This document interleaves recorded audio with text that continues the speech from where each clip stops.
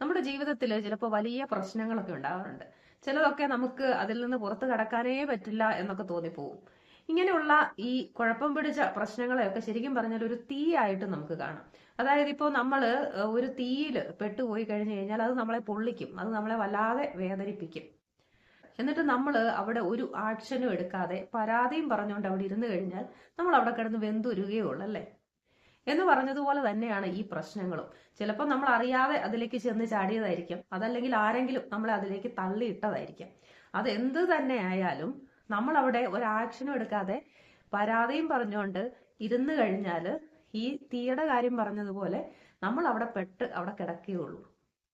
അതുകൊണ്ട് ഇപ്പോ ഇത്തരം ഒരു പ്രശ്നത്തിൽ കൂടെ കടന്നു പോകുന്നു എന്ന് തോന്നുന്നുണ്ടെങ്കിൽ അവിടെ ചെയ്യേണ്ടത് എന്താണെന്ന് വെച്ച് കഴിഞ്ഞാൽ അവിടെ നമുക്ക് ചെയ്യാവുന്ന ആക്ഷൻ എന്താണെന്ന് ആലോചിച്ചിട്ട് ചെറിയ സ്റ്റെപ്പാണെങ്കിലും ഇന്ന് തന്നെ എടുത്തു തുടങ്ങുക. ചിലപ്പോൾ നമ്മൾ തന്നെ ശ്രമിച്ചാൽ തന്നെ അതിൽ നിന്ന് പുറത്തു കടക്കാവുന്നതേ ഉള്ളൂ. അതല്ലെങ്കിൽ അതിന് നമ്മളെ സഹായിക്കാൻ പറ്റുന്ന ആരെങ്കിലും ഉണ്ടെങ്കിൽ അവരെ കണ്ടെത്തി അവരെ സമീപിക്കുക. അങ്ങനെ എന്ത് തന്നെ ആയാലും എത്ര വലിയ പ്രശ്നമാണെന്ന് പറഞ്ഞാലും അതിൽ നിന്ന് പുറത്തു കടക്കാനുള്ള വഴികളാണ് നമ്മൾ അന്വേഷിക്കേണ്ടത്. പരാതി പറച്ചിലൊക്കെ നിർത്തി അതിനു വേണ്ടിയിട്ട് ശ്രമിച്ചു തുടങ്ങുക.